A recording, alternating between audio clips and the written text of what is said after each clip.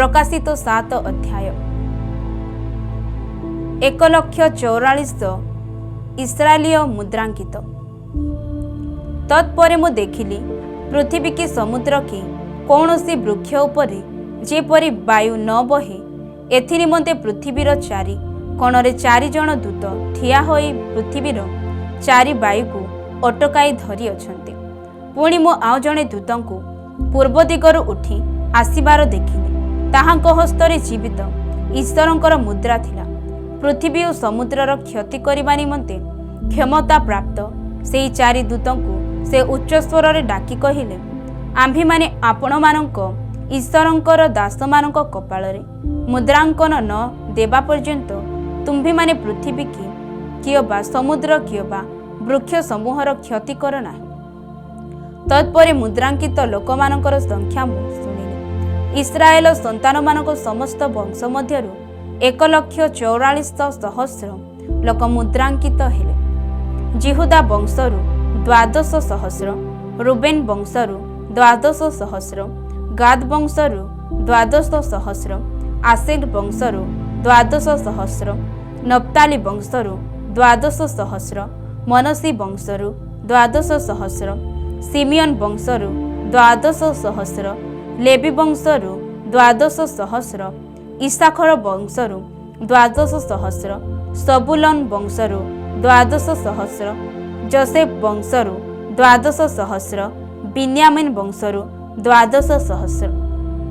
सर्वदेशर एक विराट जनता। एहा परे मु दृष्टिपात कली आ देख सर्वजातीय सर्वगोष्ठीय सर्ववंशीय व सर्वभाषाभाषी अगण्य एक महाजनता शुक्ल वस्त्र परिहित हई व खजुरी बाहुंगा हस्तरे धरी सिंहासन और मेष शावकों सम्मुखरे दंडायमान होइछन्ति। से माने उच्च स्वर रे कहुछन्ति, परित्राण सिंहासन पविष्ट आम्भमानक ईश्वरंकर व मेष शावकोंकर कार्य। पुणी समस्त दूत सिंहासन प्राचीन वर्ग व 4 प्राणी मानकर चतुर्दिगरे उभा होई अछन्ति। आ सिंहासन सम्मुखरे उबुड़ होई पड़ी ईश्वर को प्रणाम करी कहुअछन्ति, आमेन। प्रशंसा गौरव ज्ञान धन्यवाद संभ्रम पराक्रम शक्ति जुगे जुगे आम्भमानक ईश्वरंकर, आमेन।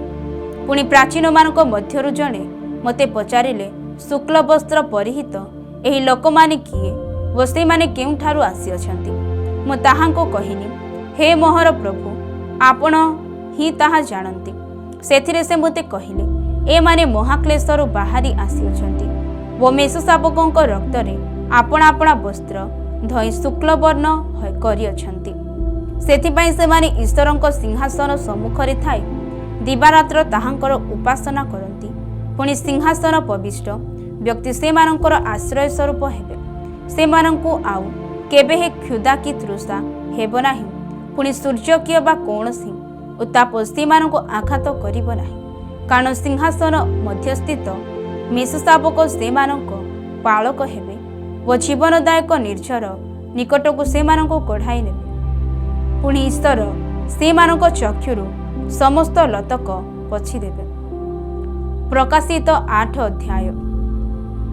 सप्तम मुद्रा भग्न एवं सुवर्ण धूपाची। मेष शावक जेतेबेले सप्तम मुद्रा भांगिले सेतेबेले स्वर्गरे प्राय अर्ध घंटिका पर्यंत नीरवता विचारित हेला। मेष शावक जेतेबेले सप्तम मुद्रा भांगिले सेतेबेले स्वर्गरे प्राय अर्ध घंटिका पर्यंत नीरवता विराजित हेला। तत्परे मु ईश्वरंक सम्मुखरे दंडायमान सप्तम दूतंकु देखिली। सेमानंकु सप्त तुरी द्वत हेला। सेथिरे आउ जणे दूत आसी बेदी निकटरे ठिया हेले। ताहांक हस्तरे सुवर्ण धूपाची थिला। पुणी सिंहासन सम्मुखस्थ सुवर्ण बेदी उपरे समस्त साधु मानक प्रार्थना सहित जग करिबा निमंते ताहांकु प्रचुर धूप दियागला। सेथिरे दूतक हस्तरु धूपर धूम साधु मानक प्रार्थना सह ईश्वरंक सम्मुखरे उत्थित हेला। परे सेही दूत धूपाची घेरी बेदीर अग्निरे ताहा पूर्ण करी पृथ्वी उपरे पकाई देले। सेथिरे वज्र ध्वनि विभिन्न स्वर विद्युत व भूमिकंप हेला। प्रथमरु षष्ठ तुरी बादन। सेतेबेले सप्त तुरीधारी सप्तदूत तुरी ध्वनि करने प्रस्तुत हेले। प्रथम दूत तुरी ध्वनि करते रक्त मिश्रित शिला व अग्नि उपस्थित होई पृथ्वी रे निक्षिप्त हेला। सेथिरे पृथ्वी व वृक्ष समूह तृतीयांश पुणी समस्त हरित वर्ण तृणदग्ध हेला। द्वितीय दूत तुरी ध्वनि करते जेपरि अग्नि प्रज्वलित गोटे प्रकांड पर्वत समुद्र रे निक्षिप्त हेला। सेथिरे समुद्रर तृतीयांश जल रक्तमय होईगला। पुणी समुद्र रे थिबा जीव मानकर तृतीयांश मले व जहाजर तृतीयांश विनष्ट हेला। तृतीय दूत तुरी ध्वनि करते अग्निशिखा परि प्रज्वलित गोटे बृहत नक्षत्र आकाशर संखली होई नदी समूहर तृतीयांश व निर्झर गुड़िक उपरे पतित हेला। सेही नक्षत्रर नाम नागदना। सेथिर जलर तृतीयांश नागदना हेला। आउ अनेक लोक सेही जल हेतु मले कारण ताहा तिक्त करा जायथिला। चतुर्थ दूत तुरी ध्वनि करते सूर्य चंद्र व नक्षत्र समूहर तृतीयांश आघात प्राप्त हेबारु से समस्त तृतीयांश अंधकारमय हेला। दिवसर तृतीयांश आलोक रहित हेला व रात्रि मध्य तद्रूप हेला।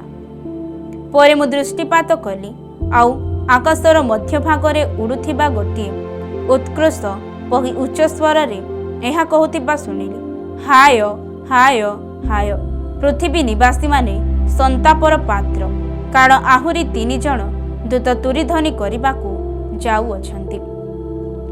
प्रकाशित 9 अध्याय। तत्परे पंचम दूत तुरी ध्वनि करते मु आकाशरु गोटे नक्षत्र पृथ्वी रे पतित हेबार देखिली। ताहाकु पाताल कुंडर चाबी दिया गला। सेही पाताल कुंड फिटान्ते सेथिरु बृहत भाटीर धूम परि धूम उठिला। आउ सेही पाताल कुंडर धूम हेतु सूर्य पुणी आकाश अंधकार छन्न हेला। धूम मध्यरु पंगपाल बाहर होई पृथ्वी को आसिले। सेमानंकु पृथ्वीर बिछार शक्ति परि शक्ति दिया गला। पृथ्वीर तृण की हरित वर्ण शाक की कौनसी वृक्षर अनिष्ट न करी जे मानक कपाल रे ईश्वरंकर मुद्रांक नाही केवल से मानक अनिष्ट करने से मानक दियागला। से मानक बध न करी 5 मास पर्यंत से मानकर जंत्रणा घटाइबाकू से मानक क्षमता दियागला। बिछा मनुष्य को मारिले जेपरि जंत्रणा हुए एही जंत्रणा सही प्रकार। सही समय मनुष्य माने मृत्युर अन्वेषण करिवे किंतु कौन से प्रकार ताहार उद्देश्य पाइबे नाही। से माने मरिबाकू बांछा करिवे किंतु मृत्यु से मानक ठारू पलायन करिवो। पंगपाल मानक आकृति जुदार्थे सज्जित अश्वमान सदृश। से मानक मस्तकर आवरण सुवर्ण मुकुट तुल्य। पुणी से मानक मुख मनुष्य मानक मुख सदृश।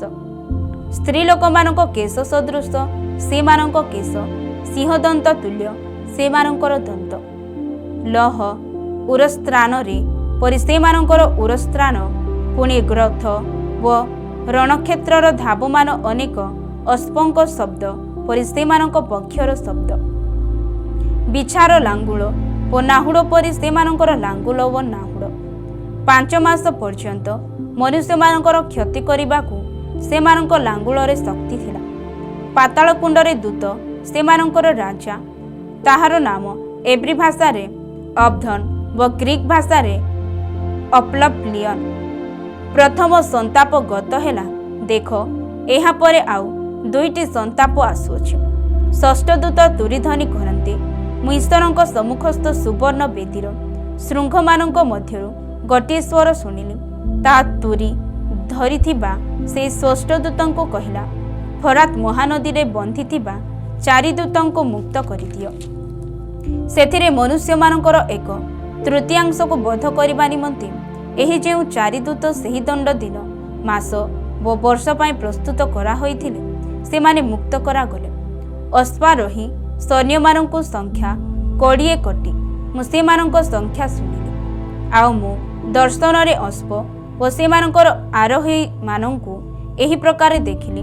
से मानकु ଉରସ୍ନାରଣ ଅଗ୍ନିବର୍ଣ୍ଣ ନୀଳବର୍ଣ୍ଣ ଓ ଗନ୍ଧକ ବର୍ଣ୍ଣ ଅଶ୍ପମାନଙ୍କ ମସ୍ତକ ସିଂହମାନଙ୍କ ମସ୍ତକ ସଦୃଶ। ଆଉ ସେମାନଙ୍କ ମୁଖରୁ ଅଗ୍ନି ଧୂମ ଓ ଗନ୍ଧକ ନିର୍ଗତ ହେଉଥିଲା। ସେମାନଙ୍କ ମୁଖରୁ ନିର୍ଗତ ଅଗ୍ନି ଧୂମ ଓ ଗନ୍ଧକ ରୂପ ଏହି ତିନି କ୍ଲେଶ ଦ୍ୱାରା ମନୁଷ୍ୟମାନଙ୍କ 1/3 ବୋଧ କରାଗଲା। କାରଣ ଅଶ୍ପମାନଙ୍କ ଶକ୍ତି ସେମାନଙ୍କ ମୁଖ ଓ ଲାଙ୍ଗୁଳରେ ଥିଲା, ଯେଣୁ ସେମାନଙ୍କର ଲାଙ୍ଗୁଳ ସର୍ପ ସଦୃଶ ଓ ମସ୍ତକ ବିଶିଷ୍ଟ, ତଦ୍ୱାରା ସେମାନେ କ୍ଷତି କରନ୍ତି। ଯେଉଁ ଅବଶିଷ୍ଟ ମନୁଷ୍ୟମାନେ ଏହି ସମସ୍ତ କ୍ଲେଶ ଦ୍ୱାରା ବୋଧ କରାଯାଇନଥିଲେ, ସେମାନେ ଆପଣା ଆପଣା ହସ୍ତକୃତ କର୍ମରୁ ମନ ପରିବର୍ତ୍ତନ କଲେ ନାହିଁ, ଅର୍ଥାତ୍ ଭୂତମାନଙ୍କର ପୂଜା ପୁଣି ଦର୍ଶନ ଶ୍ରବଣ ଓ ଗମନ କରିବାକୁ ଅସମର୍ଥ ସୁବର୍ଣ୍ଣ ରୌପ୍ୟ ପିତ୍ତଳ ପ୍ରସ୍ତର ଓ କାଷ୍ଠ ନିର୍ମିତ ପ୍ରତିମାର ପୂଜା ପରିତ୍ୟାଗ କଲେ ନାହିଁ। ଆଉ ସେମାନେ ଆପଣାମାନଙ୍କର ନରହତ୍ୟା କୁହୁକ ବ୍ୟଭିଚାର ଓ ଚର୍ଚ୍ଚା କର୍ମରୁ ମନ ପରିବର୍ତ୍ତନ କଲେ ନାହିଁ।